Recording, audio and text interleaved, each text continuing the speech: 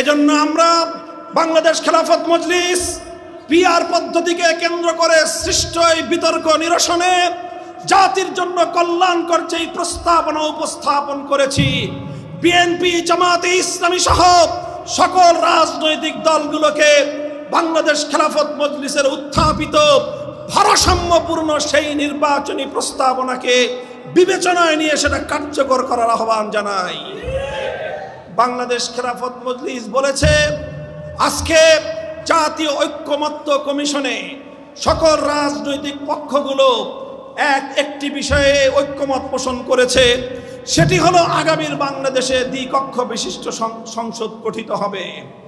নিম্ন কক্ষে 300 থেকে 400 সদস্য থাকবে, উচ্চ কক্ষে 100 সদস্য থাকবে। এই বিষয়গুলোতে মোটামুটি সকল দলের রাজনৈতিক পক্ষের ঐক্যমত্য প্রতিষ্ঠিত হয়েছে। এখন যেই বিভেদ, সেটা হলো নির্বাচন ব্যবস্থার পদ্ধতিগত বিভেদ। সেই ক্ষেত্রে এক পক্ষ পিআরের পক্ষ নিচ্ছে, সংখ্যানুপাতিক হারে নির্বাচনের পক্ষ নিচ্ছে, আরেক পক্ষ সকল জোর দিয়ে, সকল শক্তি দিয়ে সেটাকে প্রতিহত করার ডাক দিচ্ছে।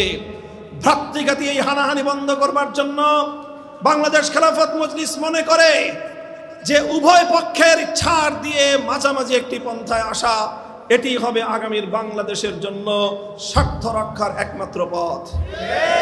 এজন্য আমরা বলেছি, এর মাঝামাঝি পথ হলো সংসদের উচ্চ কক্ষ সম্পূর্ণ সংখ্যানুপাতিক হারে সদস্য নির্বাচিত হোক, নিম্ন কক্ষে আংশিক ক্ষুদ্র অংশে সংখ্যানুপাতিক হারে পিআর পদ্ধতি কার্যকর করার প্রস্তাবনা জমা দিয়েছে বাংলাদেশ খেলাফত মজলিস।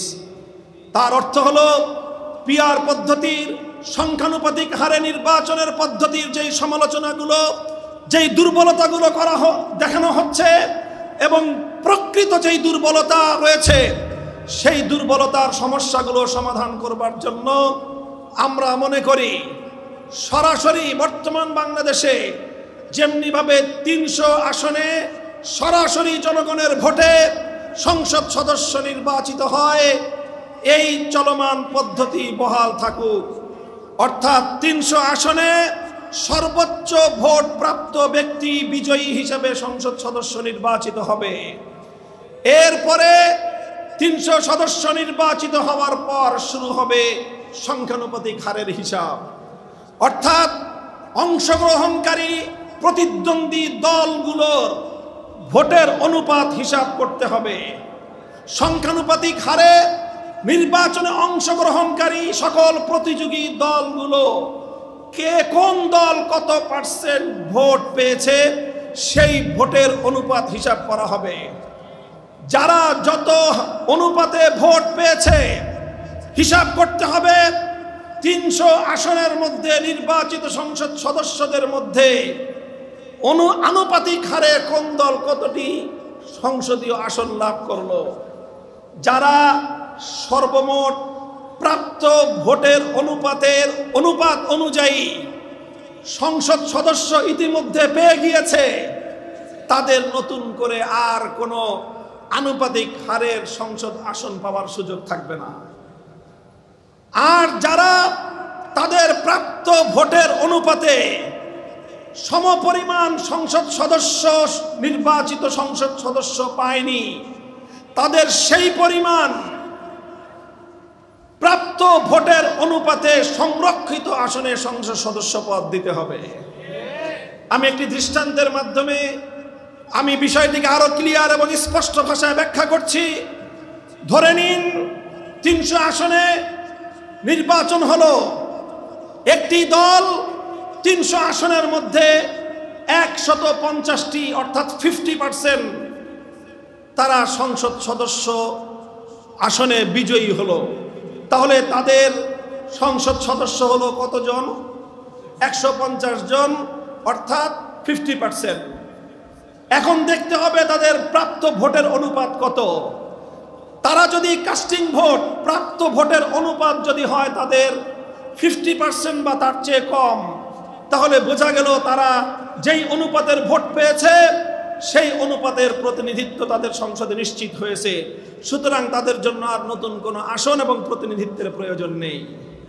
কিন্তু যেই সকল দলগুলো তারা কেউ ভোট পেয়েছে পার্সেন্টেজ, একটা বিশেষ পার্সেন্টের ভোট তারা পেয়েছে, কেউ 20%, কেউ 25% ভোট পেয়েছে, কিন্তু সংসদে 300 আসনের মধ্যে 20% অথবা 25% সংসদ সদস্য পদ তারা পায়নি, তাহলে বোঝা গেল সারা দেশে তাদের প্রাপ্ত ভোটের অনুপাতে সংসদ সদস্যের বা সংসদের প্রতিনিধিত্ব তাদের হয়নি।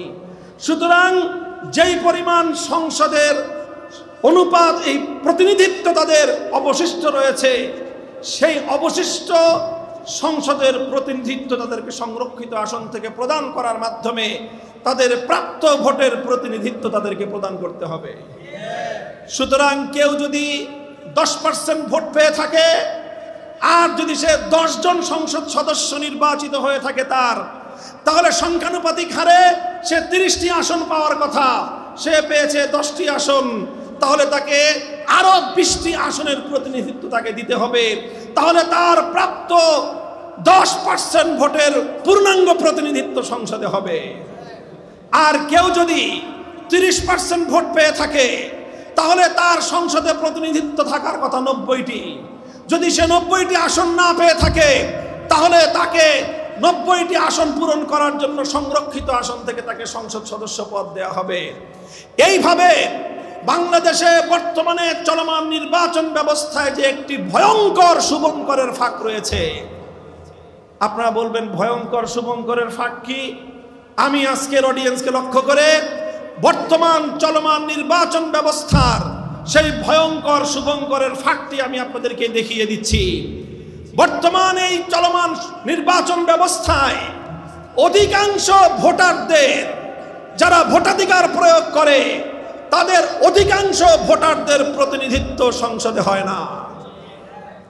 দেখা যায় যারা সরকার গঠন করে, অতীতের ফেয়ার ইলেকশনগুলোকে যদি আমরা বিবেচনায় আনি, 2001 সাল এবং 2008 সালের নির্বাচনে দেখা গেল একটি দল 230 আসন অথবা 260 আসন লাভ করলো, অথচ তারা ভোট পেয়েছিল আনুপাতিক হারে 30 থেকে 35% ভোট।